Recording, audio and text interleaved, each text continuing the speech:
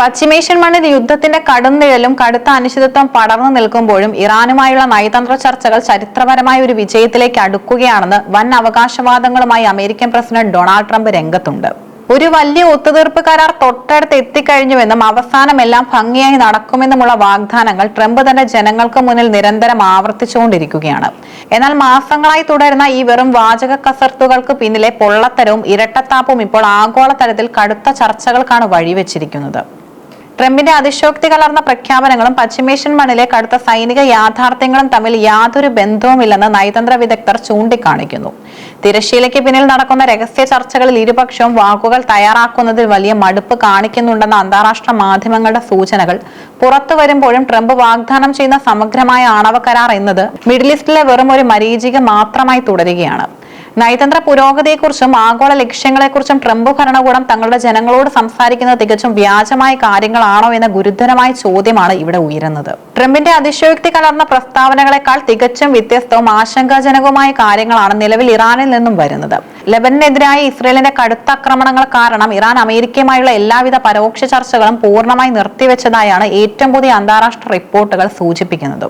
ലെബനിലെ ഹിസ്ബുള്ളക്കെതിരായ ആക്രമണങ്ങളുടെ പേരിൽ ഇസ്രായേൽ പ്രധാനമന്ത്രി ബെഞ്ചമിൻ നെതന്യാഹുവിനെ നിയന്ത്രിക്കാൻ ഇറാൻ ഇതിനോടകം തന്നെ ട്രംപിന് മേൽ കടുത്ത സമ്മർദ്ദം ചെലുത്തുന്നുമുണ്ട്. ഇറാന്റെ IRGC തങ്ങളുടെ പ്രാദേശിക സഖ്യകക്ഷികളെ സംരക്ഷിക്കാൻ ഏതറ്റം വരെയും പോകുമെന്ന കർക്കശ നിലപാടിലാണ് ഉള്ളത്. അമേരിക്കൻ പ്രസിഡന്റ് അവകാശപ്പെടുന്നത് പോലെയുള്ള ഒരു US ഇറാൻ വെടിനിർത്തൽ നിലവിലെ സാഹചര്യത്തിൽ വെറുമൊരു വിദൂര സ്വപ്നം മാത്രമാണ്. ട്രംപ് ചർച്ചകളെക്കുറിച്ച് അമിതമായി പെരുപ്പിച്ചു കാണിച്ച താൽക്കാലിക രാഷ്ട്രീയ ലാഭത്തിനായി നാടകം കളിക്കുകയാണെന്നാണ് അമേരിക്കയിലെ ഡെമോക്രാറ്റിക് സെനറ്റർമാർ പോലും തുറന്നടിക്കുന്നത്. കടലിടുക്ക് തുറക്കാനും ആസ്തികൾ മരവിപ്പിച്ചത് നീക്കാനും ഇസ്രയേലിന്റെ ലെബനൻ ബോംബാക്രമണം നിർത്താനും ഇറാൻ ആവശ്യപ്പെടുമ്പോൾ US നയതന്ത്രം പൂർണ്ണമായും സ്തംഭനാവസ്ഥയിലാണെന്നും വ്യക്തമാണ്. ട്രംപ് ഭരണകൂടം മുന്നോട്ട് വെക്കുന്ന നയതന്ത്ര വിജയകഥകളുടെ ഇരട്ടത്താപ്പും പൊള്ളത്തരം തുറന്നു കാട്ടുന്നതാണ് സമീപകാലത്തുണ്ടായ കടുത്ത സൈനിക നീക്കങ്ങൾ. വെടിനിർത്തൽ ചർച്ചകൾ നടക്കുന്നു എന്ന് പറയപ്പെടുമ്പോഴും ഇരുവിഭാഗവും നേരിട്ടുള്ള സൈനിക ഏറ്റുമുട്ടലുകളിലാണ് ഏർപ്പെട്ടിരിക്കുന്നത്. കുവൈറ്റ് അന്താരാഷ്ട്ര വിമാനത്താവളത്തിന് നേരെ ഇറാൻ നടത്തിയ ശക്തമായ വ്യോമാക്രമണത്തിൽ ഒരു ഇന്ത്യൻ പൗരൻ കൊല്ലപ്പെടുകയുണ്ടായി. ഇത് ഗൾഫ് മേഖലയിലെ വിദേശ തൊഴിലാളികളുടെ സുരക്ഷയെക്കുറിച്ച് വലിയ ആശങ്കയുണ്ടാക്കി. ബഹ്റൈനിലെയും കുവൈറ്റിലെയും തന്ത്രപ്രധാനമായ അമേരിക്കൻ സൈനിക താവളങ്ങളെ ലക്ഷ്യമിട്ട് ഇറാൻ കടുത്ത മിസൈൽ ആക്രമണങ്ങളും നടത്തി. ഗാർഗ് ദ്വീപിലെ ഇറാന്റെ തന്ത്രപ്രധാനമായ എണ്ണ കയറ്റുമതി കേന്ദ്രത്തിലേക്ക് പോവുകയായിരുന്ന ബോട്സ്വാന പതാകയുള്ള കപ്പലിന് നേരെ അമേരിക്കൻ സൈന്യം മിസൈൽ ആക്രമണം നടത്തിയിരുന്നു. ഇതിനുള്ള ശക്തമായ പ്രതികാരമായിരുന്നു അമേരിക്കൻ താവളങ്ങൾക്ക് നേരെ ഇറാൻ നടത്തിയ മിസൈൽ പ്രയോഗങ്ങൾ.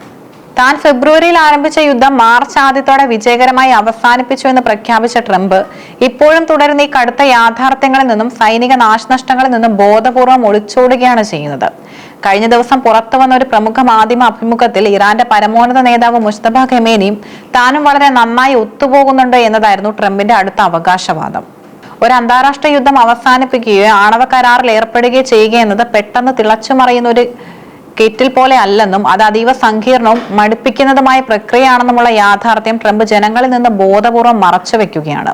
ഓവൽ ഓഫീസിൽ മാധ്യമപ്രവർത്തകരോട് സംസാരിക്കുമ്പോൾ പോലും ചർച്ചകൾ വളരെ നന്നായി നടന്നു, അത് പക്ഷേ മുൻപ് തന്നെ സംഭവിച്ചേക്കാം എന്ന രീതിയിൽ തികച്ചും നിരുത്തരവാദിത്തപരമായ ഒപ്റ്റിക്സ് സൃഷ്ടിക്കാനാണ് അമേരിക്കൻ പ്രസിഡന്റ് ശ്രമിക്കുന്നത്. യഥാർത്ഥ നയതന്ത്രത്തിന് പകരം വെറും മാധ്യമ ശ്രദ്ധ നേടാനുള്ള ഇത്തരം നാടകങ്ങൾ ട്രംപിന്റെ രാഷ്ട്രീയ ഇരട്ടത്താപ്പിന്റെ ആഴം വ്യക്തമാക്കുന്നു. ഇറാന്റെ നാവികസേനയെ പേർഷ്യൻ ഗൾഫിന്റെ അടിത്തട്ടിലേക്ക് എത്തിച്ചുവെന്ന അമേരിക്കൻ സൈന്യത്തിന്റെ വൻ വിജയവാദങ്ങൾ നിലനിൽക്കുമ്പോഴും വൈറ്റ് ഹൗസ് ഇപ്പോൾ കടുത്ത പ്രതിരോധത്തിലാണെന്നാണ് വ്യക്തമാകുന്നത്. കാരണം പുനർജീവിപ്പിക്കപ്പെട്ട ഇറാനിയൻ ഭരണകൂടം അമേരിക്കയുടെ ഒരു നിബന്ധനകൾക്കും കീഴടങ്ങാൻ തയ്യാറല്ലെന്ന കർക്കശ നിലപാടിലാണ് ഉറച്ചു നിൽക്കുന്നത്. ഈ പ്രതിസന്ധി ദീർഘകാലം നിലനിൽക്കും തോറും ട്രംപ് ആഗ്രഹിക്കുന്ന തരത്തിലുള്ള പെട്ടെന്നുള്ള ഒരു വിജയവും സുരക്ഷിതമായ പുറത്തുകടക്കലും സാധ്യമല്ലെന്നും വ്യക്തമാവുകയാണ്.